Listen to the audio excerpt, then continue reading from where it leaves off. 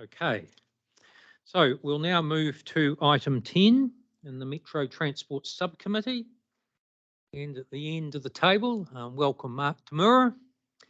And you have the papers in front of you. So Mark, would you just take us through any matters you want to bring to our attention? And then I'll open up for comments and questions and discussion. Thank you, Mr. Chair. Thank you, members. I won't repeat what's in the report, but I will just spend a tiny bit of time with the kind of whakapapa that precedes where this is at now, because it is quite an important little moment, I believe, not just for public transport in the sub-region, but for the partnership. It stems back to the Hamilton to Auckland Corridor Plan, which painted this picture of coordinated management of growth and infrastructure, turning those challenges of climate change, biodiversity decline, social cohesion into opportunities to enhance prosperity, environmental and social well-being. Hence that plan's gifted name, He Awarua Ki Te Oranga, the Corridor of Wellbeing.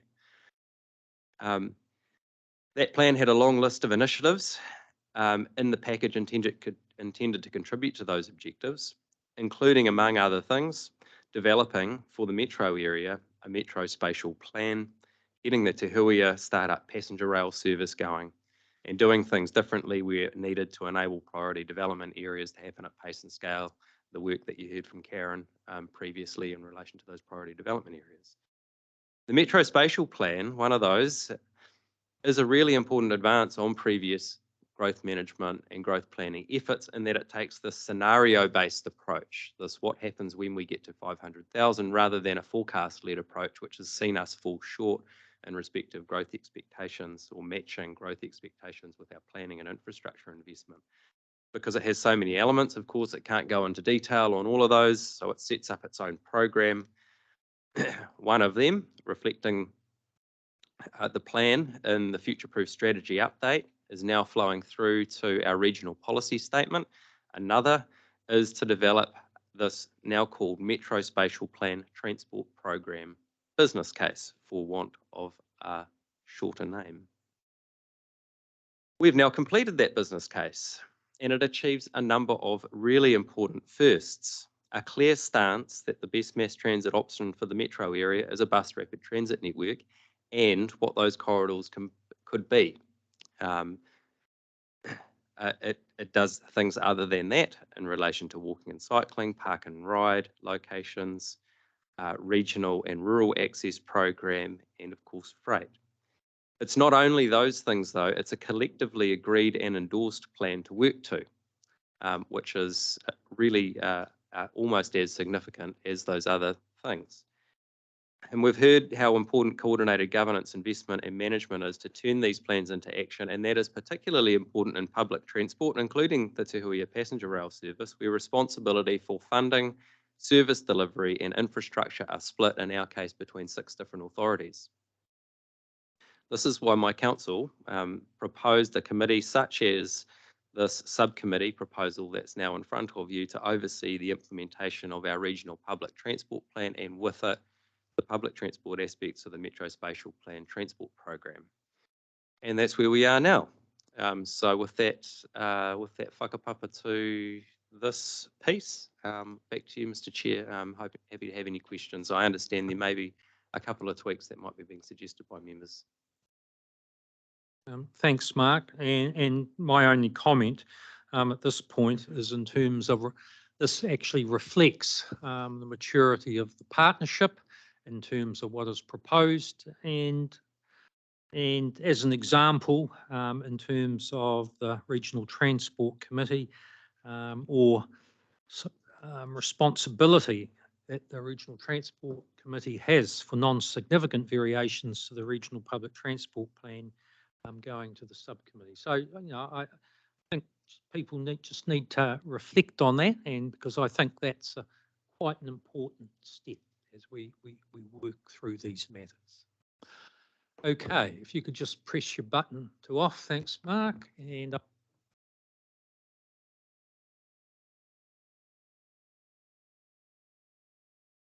yes, well, I guess this this paper was certainly, and when it was first suggested, was music to my ears. I believe we've been on quite a long journey here, and this again reflects the maturity of this particular future proof. But what it's going to do, it's going to allow us to be far more effective in being able to deliver public transport to our region. And this is a regional approach. It has always been a regional approach. So I know when I speak from my Waipa District Council areas where public transport for us has been quite difficult. We have all of our communities, we're growing at such a fast rate, but it's almost been an impossible situation actually to be able to deliver to our communities' expectations. So look, I see this as a really good and important piece of work where we can move together and hopefully just deliver out to those regions. I believe this will be very, very helpful. So I'm happy to move the recommendation that we move in this direction and welcome, I guess, an ongoing relationship with everybody around public transport. Thank you. Oh, sure. Totally agree with Liz. Yeah, so we're all very keen on, reducing climate change and helping a bit with public transport, increasing that capability. Absolutely. So two things. I'm just suggesting a slight amendment to the name of the committee. And I'm suggesting future-proof sub-regional and metro transport subcommittee, rather than just metro public transport. So it gives a better scope and also probably picks up more of what the intention is. Number one. Number two is because we really want to hold hands with our partners, just in the non-voting members or voting. I'll leave it in your hands.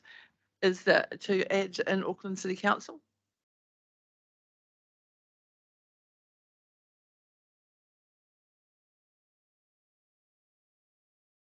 And just wanted to make sure that if we're going to be signing off our terms of reference, that we've covered off all those new parts of that terms of reference, because we're doing that at the same time, aren't we? Yes. So yeah, feedback on those two things, that would be helpful. Thank you. Moved by Liz, and I take it you were seconding it, Happy Mayor to second Jackie, it? with those suggested amendments. Yes. Are you, just going back to the mover, are you happy with those amendments, Liz?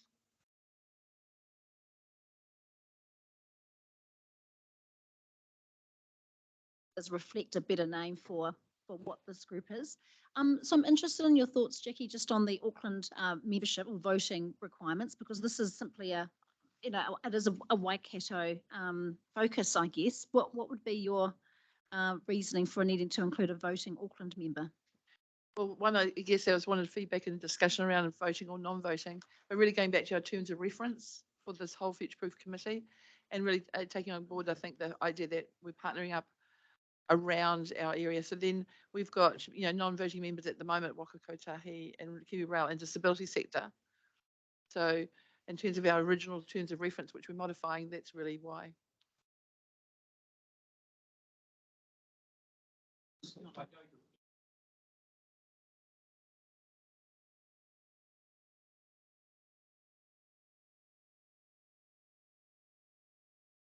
I think probably for me, I'm probably better off sitting off it, but being that conduit into, from part of this committee, being that, I'm on the Auckland Transport Board, so it gives me the opportunity to create a conduit, I suppose, into Auckland Transport, because I understand that has been somewhat of a barrier previously. And so, this is very much a Waikato focused thing. It does stretch into Auckland, and so I'm happy to have an oversight of it, Jackie. I just struggle to give the time to it, to be perfectly honest. And you guys don't need me not being at meetings and not being reliable, so you're better off just feeding into me and using me as a conduit to crack those walls in that big place down in the viaduct in Auckland. Yes, we had that discussion before, but I know you were going to see how things were at this meeting. So I had and actually check that with you, Andy. But either way, that's fine with me. We don't want to burden you with too much that you overloaded. Okay, so So happy to take that off the table. okay, so the moved and seconder. So we have one amendment then in terms of the name change. Okay, moved and seconded. Chair Pamela. Kia ora, thank you very much, Mr. Chair. Really appreciate the supportive stance that the members have taken with regards to this proposal, and would like to acknowledge Councillor Angela Strange, who led our Regional Connections Committee and has supported this move, recognizing that that the members of this committee in particular have a real, true, and vested interest in ensuring that public transport is moved forward, particularly across the future-proof area. I suppose in terms of the name, far out, could we come up with a longer name there, Chair, or sorry, Mayor Jackie? And I'm not sure what kind of acronym that's going to come down to, but call it what we will. I'm just pleased that there appears to be general support in this direction. So names neither here nor there, but we'll come up with a cool acronym, I'm sure.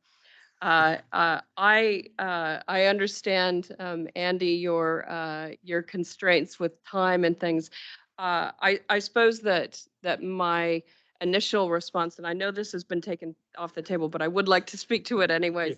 I would have loved to have seen Auckland Council continue to sit around this, not as I have to say, not as a voting member, because the voting members are established because we all contribute financially to the work program, but certainly in terms of providing insight, providing feedback on how the interface might be considered or improved, or really just allowing us to have that Auckland perspective of how we might work more effectively to ensure the interconnection of our public transport. We know that that is a critical link, and we'd like to move those connections forward as swiftly as we can, and having you around the table would certainly assist with that.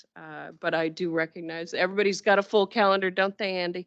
Oh, So- so no, I mean, I'm more than happy to, and I think there's real benefit in terms of having us around this table. It's more the subcommittee that, but, if it's, let's see how it goes. I mean, we'll squeeze some more hours in the day, but, everyone's busy, and so let's, you give a busy person a job, so they'll get it done. So, I'm happy to, and see how it works. Because it is there are some real synergies, and there's some Sure. real opportunities. It's Absolutely. that whole governance without boundaries things. We're talking about communities and connecting them. So, yeah, okay. And with that, I'm happy to turn over the floor. Okay, thank you. Mayor Paula. Thank you. I think we've gone past it really now that we're not, I was going to ask the same rationale for including Auckland. I just think while we have to work with Auckland and we know our roads and everything else connects to Auckland, we have to not dilute our concerns with getting into the melee that is Auckland's concerns. And just focus on the strong relationships that we have as opposed to getting involved in another set of relationships. So that's all I was going to say on that I wouldn't support strengthening relationships with Auckland through this mechanism. Thank you. When you talk about this mechanism, you're talking about this committee or having Auckland as part of the subcommittee? As Auckland as part of the subcommittee. As a non-voting member? Even so. Okay. It's my view. No, that's, I'm just clarifying your view. Okay. Well, we'll come back. I'll take any other questions or comments, and then we'll come back and being very clear on what we are resolving on. So any other questions or comments on the proposition before you? Okay, there are not. So currently we have on the table is that the name change, and not sure what the acronym will be, be that as it may. So then going back then to the second proposition, and are you indicating, Andy, in terms of becoming a member of the subcommittee? Non-voting?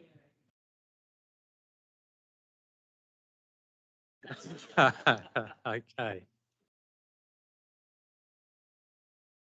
So on that basis, and I'm going to Mayor Jackie, rekindling your second amendment. Yes.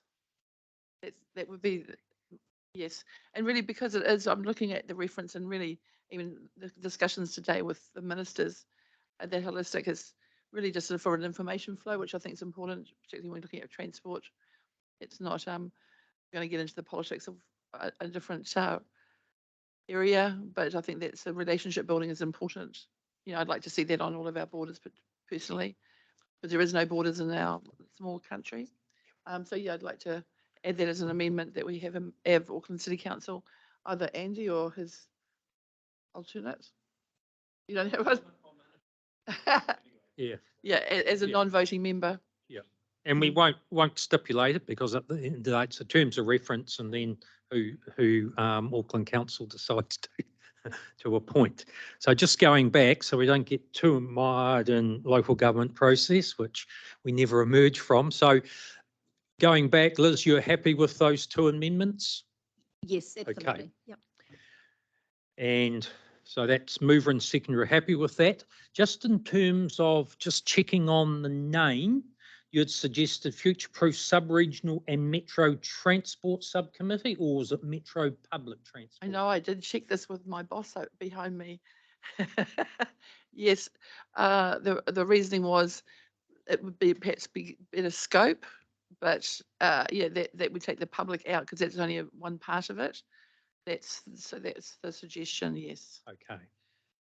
That's moved and seconded. Any other comments in terms of the proposition? Chief Pamela. Yes, just wanting to make sure we're, I suppose from my perspective, I would like that to be focused on public transport, not transport as a much bigger scope. I think the points of this was to ensure that there was a collective opportunity for us to really focus on how we can improve the delivery and the uptake of public transport across the future-proof area.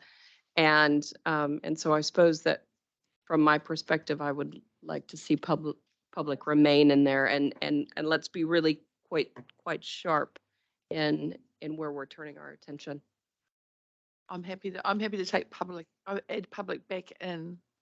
Yes, for scope. And going back to an earlier comment, we can always come back and Exactly. and review once it's in operation. Because at the end of the day, the subcommittee will be linking back in to the Future Proof Implementation Committee. Well, and also we've got the Regional Transport Committee as Yeah. well. So we want to make sure we don't muddy the waters, eh? Yes, public's in there. It's been moved and seconded.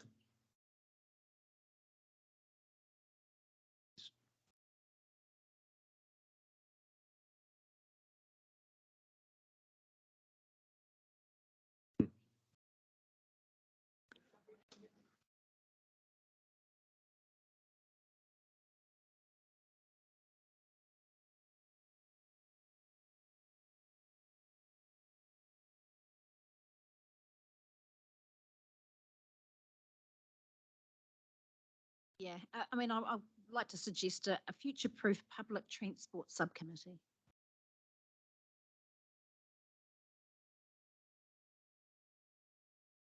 A little shorter. Okay.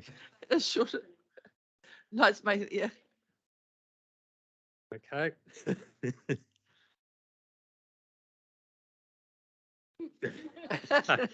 I know, it's rather long. Probably too long Fudge. to mean anything. Okay. Yes. Mover and seconder, happy with that? Yes. Okay. No other questions or comments? Goes by any other name. And just before just moving back, I'm just recollecting our discussion earlier, Mayor Jackie, in terms of the future-proof terms of reference. I presume you're happy with those amendments which address those matters you raised earlier on in terms of the names of entities, etc. Yes, Well, this one here replaces those that are at the front of the agenda. Yeah, that's the, I guess, but personally for process, I would have thought that would have been a separate paper rather than putting it into this subcommittee and then by reference approving our terms of reference. That would be my thought on that, so that we could actually make sure everyone's clearly looked with all their eyes. But you know, that's just my feedback. Okay, perhaps if we, You know, I looked at the first lot. I've skimmed and read personally these ones, which have some of those amendments, but I haven't gone through word by word exactly. But I'm sure everyone else has. Yeah. So I'm happy to have their eyes on it. no one's raised any other matters. Okay. Noted for the future. But I would like to move them all forward. Okay. It's been moved and seconded. You have the amendments before you. I'll put that. All those in favour? Against? Carried. Thank you, and thanks for your input to all of that. I'd also like to acknowledge the work of Mark and the other members of the partnership who have worked on this over a period of time to land it where we have today. There's been a fair bit of discussion and arms to the wheel in terms of working this through. Just wanted to acknowledge all of that. Okay, we'll next move to the next item, and that is there are three in terms of 11, 12 and 13, Transport Working Group Update, Waters Working Group Update, and the Future Proof Development Strategy. So Robert's proposing he will cover off on all three, and then we can take questions and that at that time. So rather than dwell on the detail in these papers, they're really for your information papers to give you a sense of what your work program looks like over the next triennium across the waters, the transport and the future development strategy, maintenance of the strategy work programs. I think the FDS one does have one additional resolution in it, which is just about noting that we're continuing to use the same population projections as we used in the previous strategy, which are at the high end. I do think I have, is Michael Cameron still online? I do have Professor Michael Cameron from University of Waikato here if you want to ask questions about the population projections. He has done some additional work for us on the impact of the slowdown in migration and whether that's a long-lasting thing or not. And he's assured us it isn't really. If he's online, he might. If he's online, if he's taking the opportunity to come online, might as well give it as the briefest summary, a couple of paragraphs about what he thinks the trends are. Okay. So, if Michael can just pause for a moment, what I'd like to do, take any questions on the transport and then on the waters and then come to the FDS. So then I'm just dealing with them in order with some clarity. Yes. The perils of trying to do all three papers at once to get you finished by 5. My apologies. So any questions from members on the Transport Working Group? No, online. No, that's fine. Anything on the Waters Working Group, which commences on page 46? No, that's fine. Now we'll move to the Future Proof FDS project. And Michael, if you can come back to us. Welcome. Thank you. Just I think the request was for a couple of paragraphs. So let me make that even shorter because I know that you're busy people. So the previous projections, they are all based, and the current projections are all based on 2018 census. Of course, that's about to become obsolete because we will know, hopefully before too long, the results of the 2023 census. The projections in general are based on a continuation of past trends. I was asked in the most recent work to look at whether there had been material changes as a result of reduced international migration, and that does have an effect in the short run, but over the longer time period, that tends to wash out. So its effect over the 50-year time frame is pretty small. So happy to take any questions. Okay, any questions of Michael? Mayor Paula. I do have a question. Thank you, Michael. Just in terms of, you're saying it's not, there's not a material problem with the base projections. Just in terms of how do you see it with migration beginning to come in, and now the government, of course, is acknowledging that there is a key shortage. We were talking about construction engineers, civil engineers, medical professionals. You could name a few areas, and so they're going to do some preferential opening up of the borders to allow people to come in and fill those important roles. Where do you see that population mainly situating themselves? And also, in terms of the housing issue, is anybody, or you might not be able to answer this bit, Michael, but in terms of the housing shortfall we have, as we already are, what long-term effects could we expect to see on New Zealand's housing market in respect to that? Was that a bit bumbly? Sorry. It's clearer in my own head. They're very good questions. I'll put the housing one aside because my work doesn't really touch on that. I mean, I could make some comments, but they would be much more off the cuff. In terms of international migration, we're still talking small numbers, right? We may have a few, at the upper end, we may have a few thousand additional people, but remember, they're going to be spread across the country. They are not spread evenly across the country, to be fair. They will go to areas where there is greater demand for jobs, where the jobs are available. And so the upper North Island can expect more of those people. But we're still not talking huge numbers. And when I said the differences are not material, I mean, we already had projected rising international migration coming out of COVID. So in revising those projections, I was simply taking account of the fact that we hadn't seen as much of a drop-off in net international migration for New Zealand as a whole as what we had originally considered. Thank you.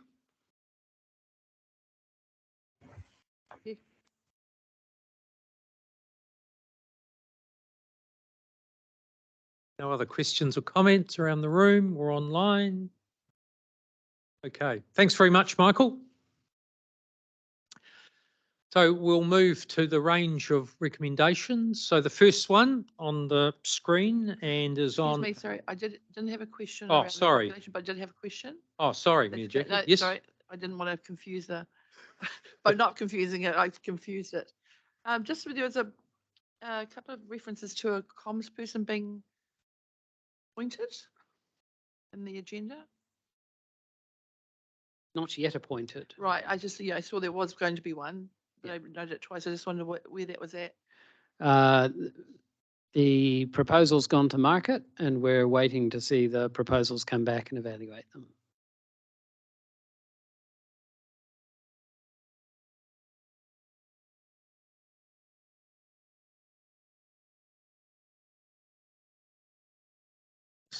To receive the Transport Working Group report, I can have a mover and seconder for that, please. Liz, seconded by Carolyn. I'll put that. All those in favour? Against? We'll move to the next one, which is the Waters Working Group, which is on page 46. It's on the screen. And yes, yep, I'm taking you and moving that, Mayor Paula. Receipt, seconded, Mayor Jackie. No further discussion. I'll put that. All those in favour? Against? Carried. And then on page 53, there's a recommendation to receive, and there are 3 notings there in terms of the FDS project. Have a mover and second of that. Thanks, Mayor. Happy to move. Just wanted to make a comment in. form of That's debate. fine. If I'll take you as moving. Mayor Susan is seconding. And over to you, Mayor Paula. Yeah, so I think this is an issue that has moved far from where we started, because there's pace at which government is imposing requirements and changes upon us. And I can only really, of course, speak the impact it's having on Hamilton in any detail, but observing. I just want to, I mean, we've got this report with a few pieces of new information. I just want to put it on record that this is one of my most pressing concerns is urban development over the next 5 years in Hamilton, and I dare say I share that with my colleagues in the sub-region. How we provide the shortfall of housing that I was talking about is a significant concern, and some of the aspects that government involved in, we didn't really discuss that with either minister when they were are not going to make it better, and in some instances we believe are exacerbating the situation, slowing our ability to make the right kind of development in the right place.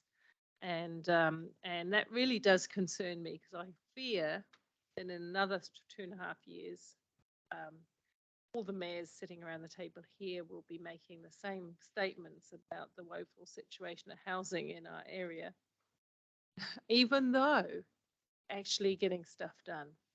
So I just kind of want to understand how in this group we get to the point where we start drilling in some outcome related focus.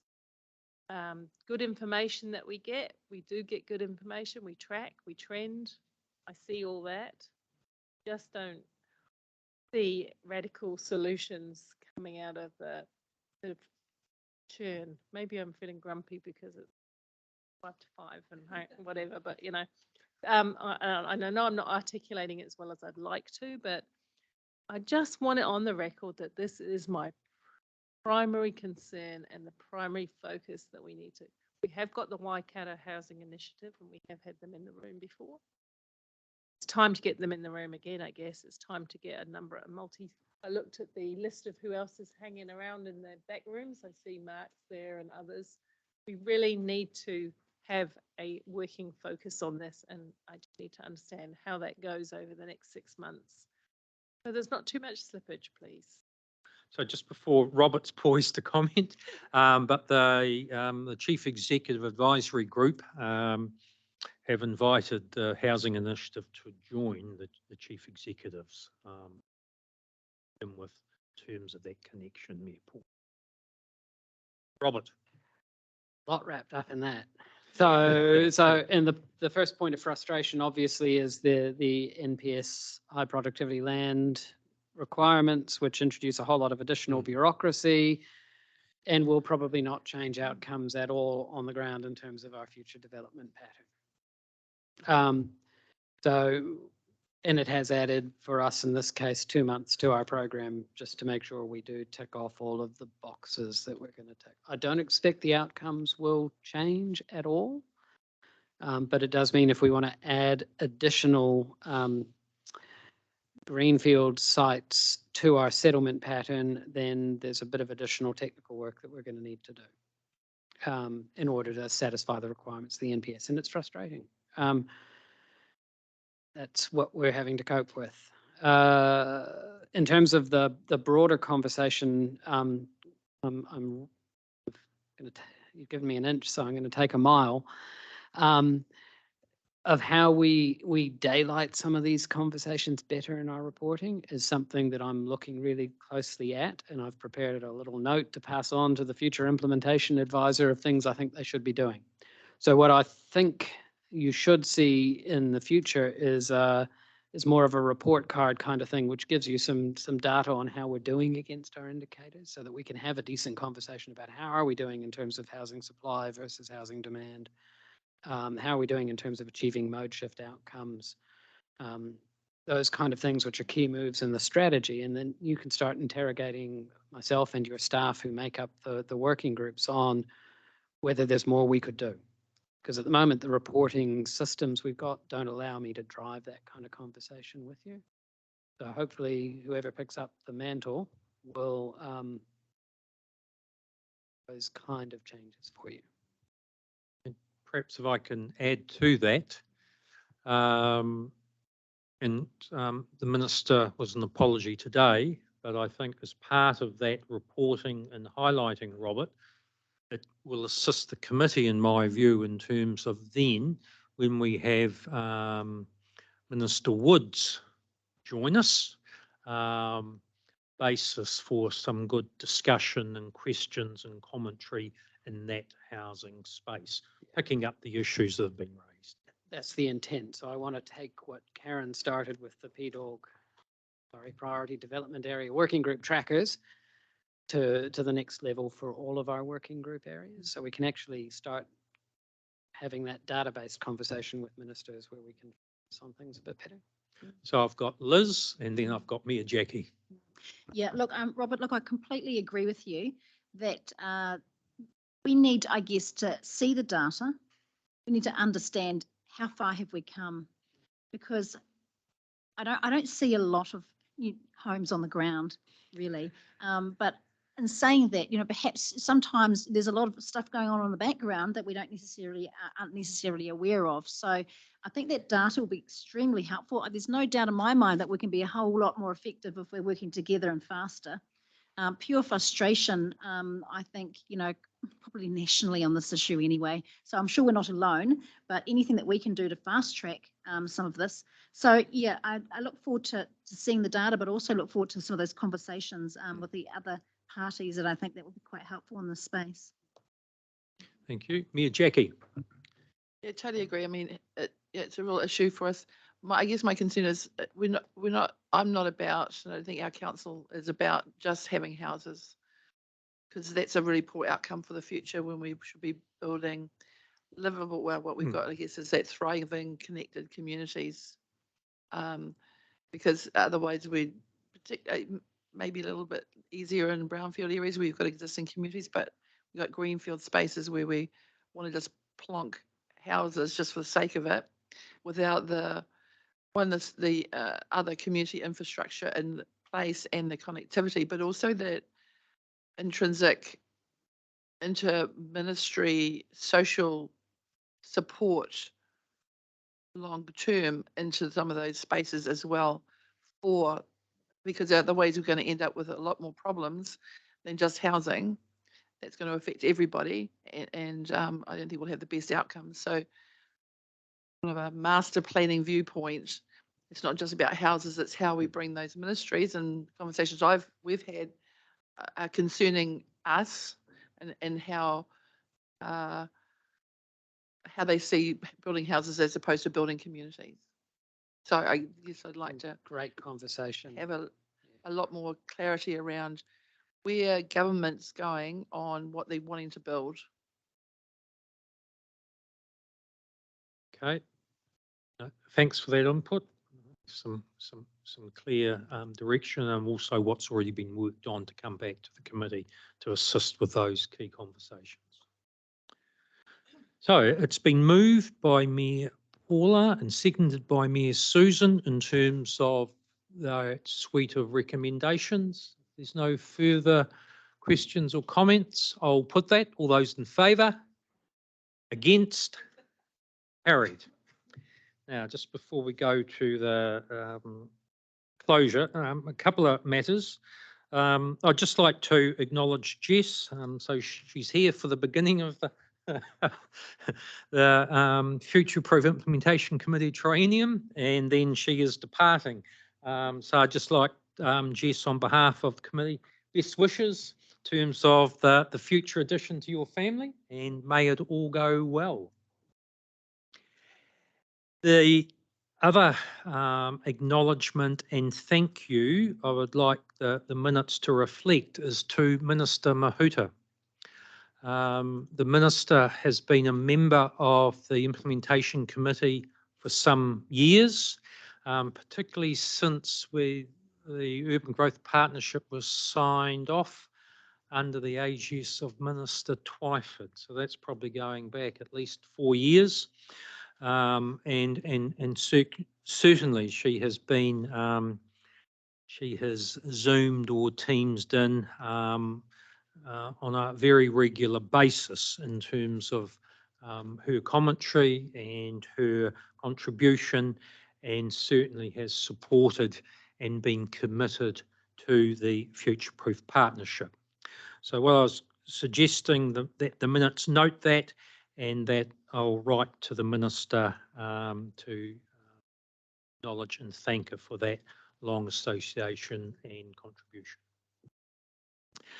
So that brings us to the end of the meeting.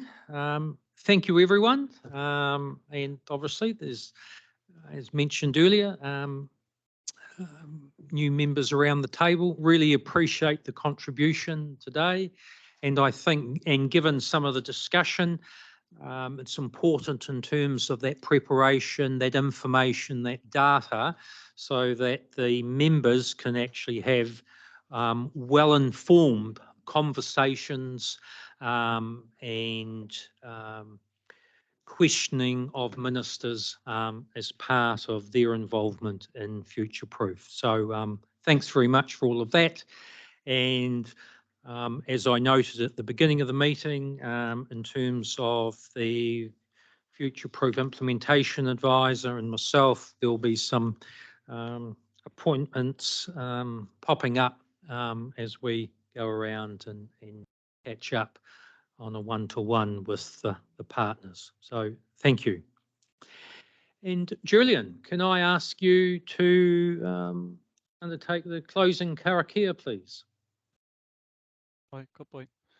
Nei rata miki kia koutou katoa. Ai, hei Karakia Whakapinga. Tui runga, tui raro, tui roto, tui waho, tui te here tangata, karongo te pō, karongo te awanau mai te ihi, tuehi, toana te mana. Pai wā ki roto ki a mātou mo tēnei wā. Turu turu whiti whakamau kia tīna. Pai mi hui e. Ai ki. Okay. Kia ora, and thank you. I declare the meeting closed.